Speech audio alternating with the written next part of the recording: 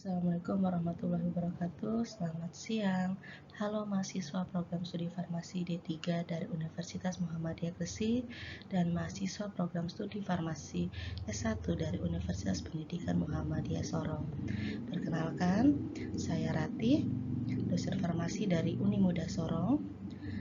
Saya akan memberikan sebuah materi terkait enzim. Semoga materi ini mudah dipahami oleh rekan-rekan ya. Sebelumnya pertemuan kali ini selain materi, kita akan ada kegiatan diskusi, yaitu berupa tugas yang teman-teman akan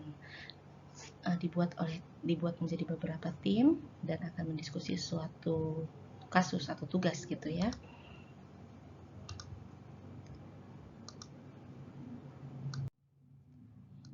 Nah, sudah tidak asing ya teman-teman dengan sebutan karbohidrat, protein, dan lemak. Ternyata makanan tersebut itu dicacah menjadi lebih kecil supaya mudah diserap oleh tubuh. Nah, misalnya nih enzim amilase, dia mengubah amilum dari karbohidrat itu menjadi glukosa. Prosesnya bagaimana? Nanti kita akan mempelajarinya. Nah, yang terjadi dalam proses metabolisme ini ternyata tidak lepas dengan bantuan enzim teman-teman ya. Jadi enzim itu perlu sekali teman-teman setidaknya untuk tahu. Begitupun dengan peran-perannya dan apa sih macam-macamnya. Nah, enzim itu adalah zat yang dihasilkan oleh tubuh atau organisme hidup yang melakukan fungsinya sebagai katalisator. Katalisator di sini adalah memiliki kemampuan untuk mempercepat reaksi, tanpa terpengaruh oleh reaksi yang dikatalisisnya. Artinya dia hanya membantu mempercepat proses reaksi, tapi tidak mempengaruhi reaksi yang dikatalisis, gitu. Sehingga karakteristik enzim sendiri adalah enzim merupakan protein, gitu ya. Terus enzim memiliki sifat katalitik. Katalitik di sini artinya enzim ini hanya bekerja pada substrat yang khusus saja, gitu. Dia tidak bekerja pada substrat yang tidak sama, gitu. Pada substrat yang beda, gitu ya. Jadi kayak misalnya contohnya amilum, gitu. Itu enzimnya adalah amilase, seperti itu. Terus dia mempercepat reaksi tanpa adanya produk samping. Lalu dia mengkatalisis lintas metabolik. Nah, seperti metabolisme dari tubuh kita mengkonsumsi karbohidrat, lipid, lemak. Di situ ada bantuan enzim juga, gitu. Misalnya, makanan karbohidrat yang ukurannya besar begitu dicacah menjadi ukurannya lebih kecil, masuk ke mulut, adanya amilase di saliva ya, terus habis itu masuk ke ke lambung gitu, adanya senyawa enzim di situ, lalu dicacah lagi masuk ke usus halus.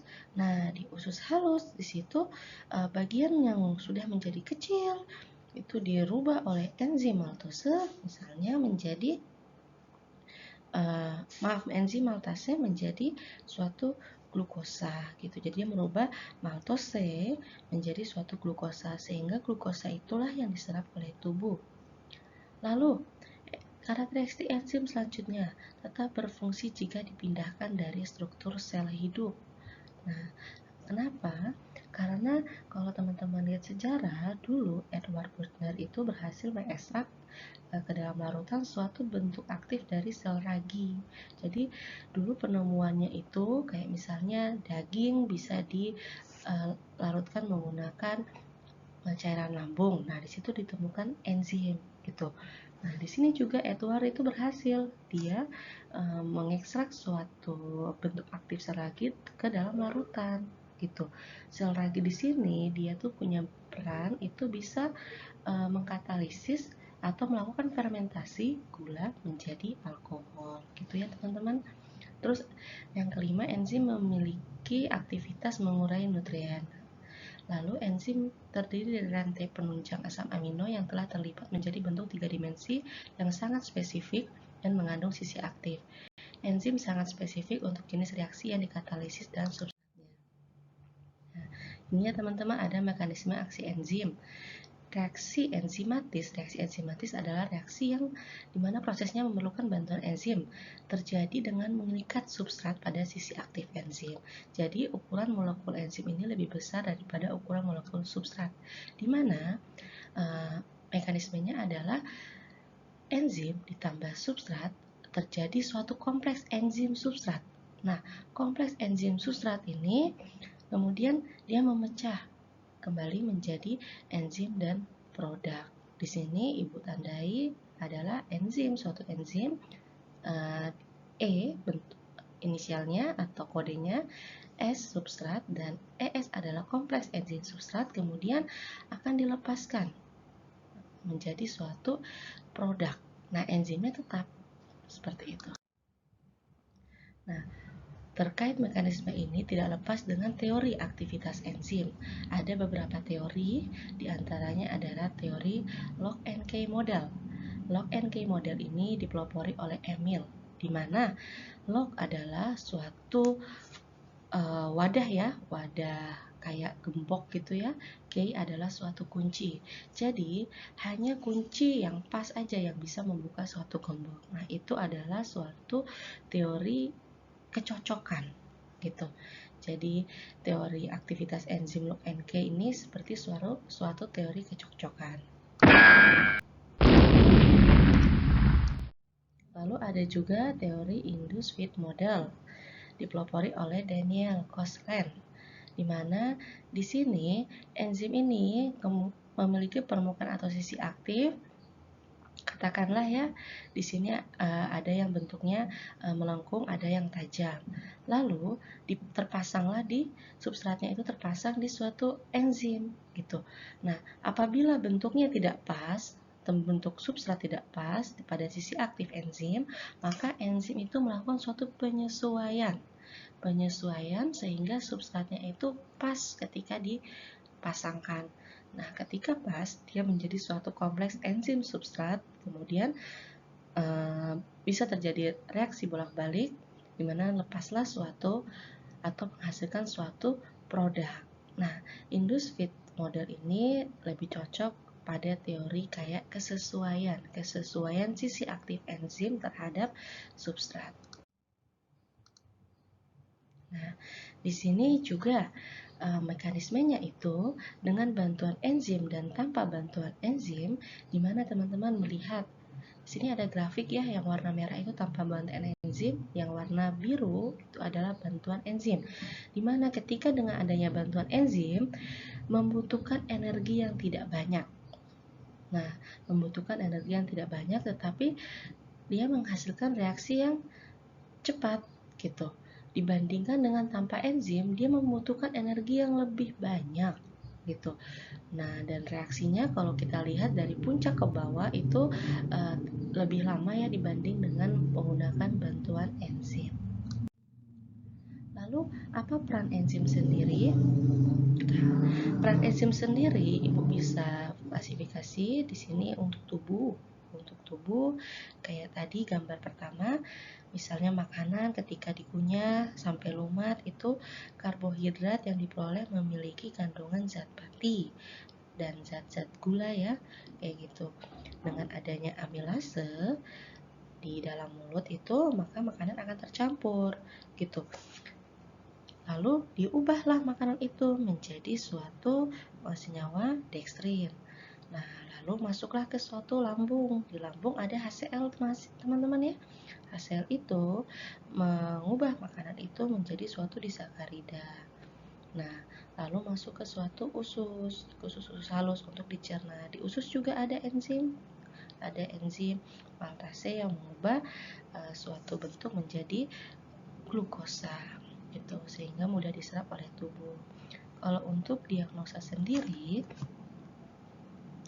itu ada ya, misalnya teman-teman tidak kenal kalau misalnya check up terus lihat ada nilai SGPT dan SGOT.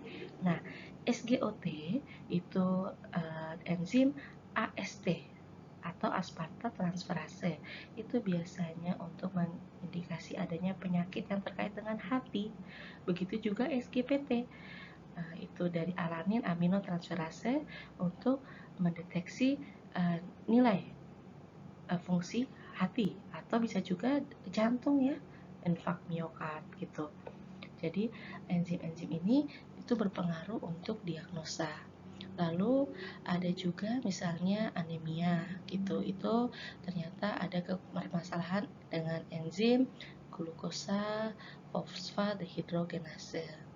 Lalu untuk industri kayak gitu, jadi ada juga enzim kayak amilase, dia berfungsi misalnya bisa di industri pangan atau industri bagian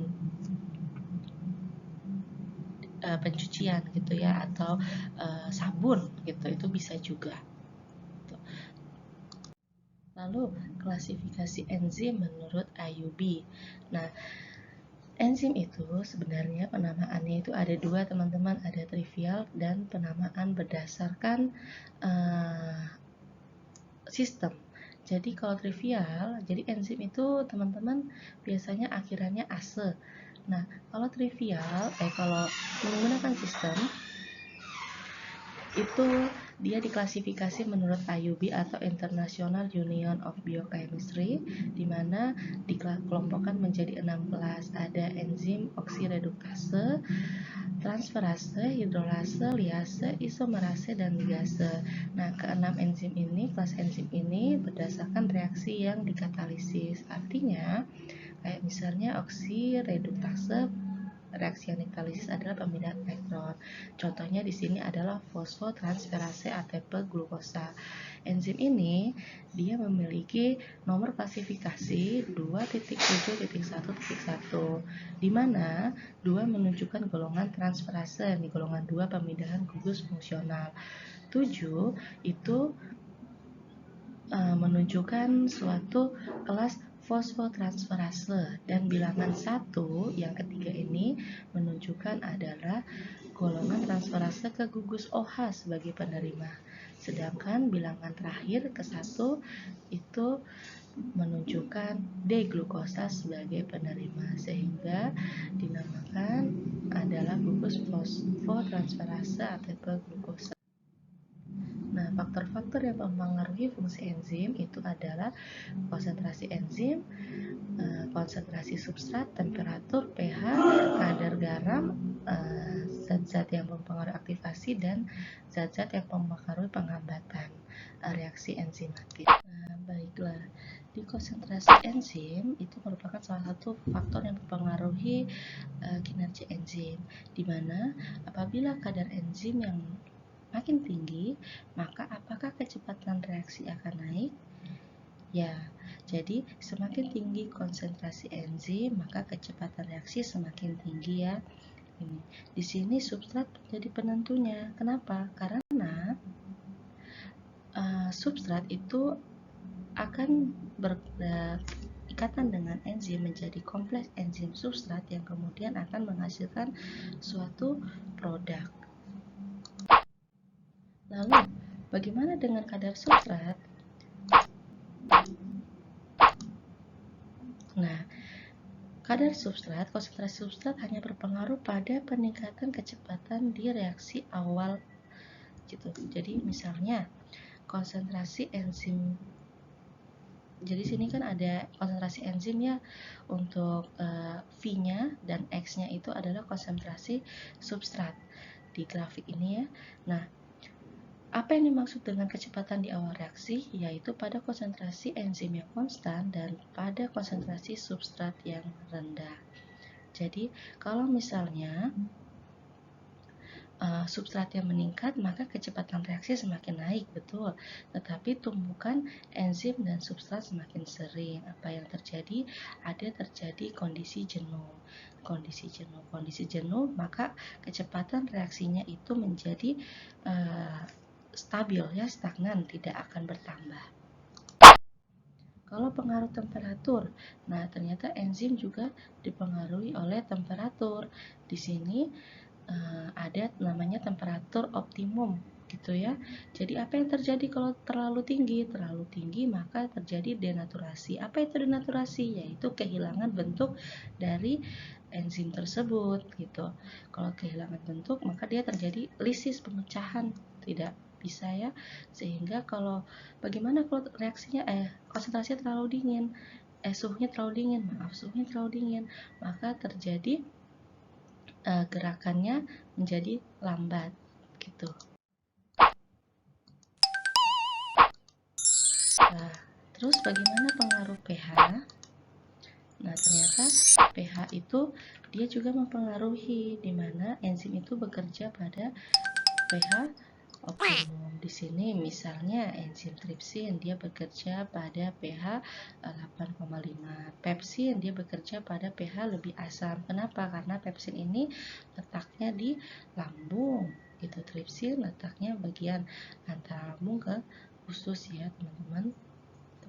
Nah, bagaimana pengaruh salinitas? Ternyata kadar ion akan makin banyak, dapat menghilangkan atau menambah kation atau anion. Di sini, enzim kurang toleransi terhadap salinitas yang ekstrim. Jadi, salinitas kadarnya terlalu tinggi itu, enzim itu tidak bekerja dengan baik, begitu ya, karena dia juga dapat mendenaturasi protein. Nah, di sini ada senyawa yang berpengaruh menaikkan aktivitas yang disebut dengan aktivator. Aktivator ada kofaktor dan koenzim. Kofaktor itu merupakan non-protein, inorganik senyawa, dan ion. Contohnya adalah magnesium, kalium. Kalau teman-teman lihat gambar di samping ini, di sini dia ada besi ya. Besi ini dia berpengaruh pada kadar hemoglobin. Terus ada juga magnesium di mana dia berpengaruh pada warna hijau pada daun gitu. Terus ada koenzim juga. Koenzim itu merupakan non-protein dan organik molekul terikat sementara atau permanen pada dekat sisi aktif enzim. Lalu ada yang bagian terakhir yaitu senyawa yang menghambat aktivitas enzim. Di sini ada beberapa prosesnya atau mekanisme penghambatannya. Ada penghambatan kompetitif, penghambatan non-kompetitif, penghambatan irreversibel, dan penghambatan karena produk enzimatik gitu. Jadi yang dimaksud itu adalah terjadinya perubahan pada enzim, sisi aktif enzim, sehingga substratnya tidak bisa menempel atau bertemu dengan baik, sehingga apa yang terjadi? Tidak terjadi kompleks enzim substrat. Nah, di sini contohnya ya. Jadi, ini merupakan sisi aktif enzim ya, teman-teman. Yang ini merupakan sisi aktif enzim. Lalu ada substrat. Nah, ketika harusnya kan sudah pas ya ukurannya nih, ketika mau menempel ternyata ada kompetitif inhibitor yang masuk. Apa yang terjadi? Substratnya tidak bisa masuk ke sisi aktif enzim gitu. Itu yang terjadi. Lalu ada juga namanya non-kompetitif inhibitor. Bedanya adalah dia tidak masuk ke sisi aktif substrat bagian tempat pelekatan substrat dan enzimnya, tetapi dia masuk ke sisi lainnya. Apa yang terjadi? Dia mengubah struktur atau dia mengubah sisi aktif enzim, sehingga yang seharusnya bisa sifatnya industri teori bisa masuk begitu, tapi dengan adanya non-competitive inhibitor dia nggak bisa. Jadi substratnya tidak bisa bertemu dengan enzim, sehingga tidak terjadi suatu reaksi kompleks enzim substrat. Nah, di sini ada kompetitif inhibitor. Contohnya penisilin, dia memblok enzim bakteria pada dinding selnya gitu ya. Jadi ini yang di gambarnya, misalnya ketika masuk substratnya itu tidak bisa menempel dengan baik, seperti itu.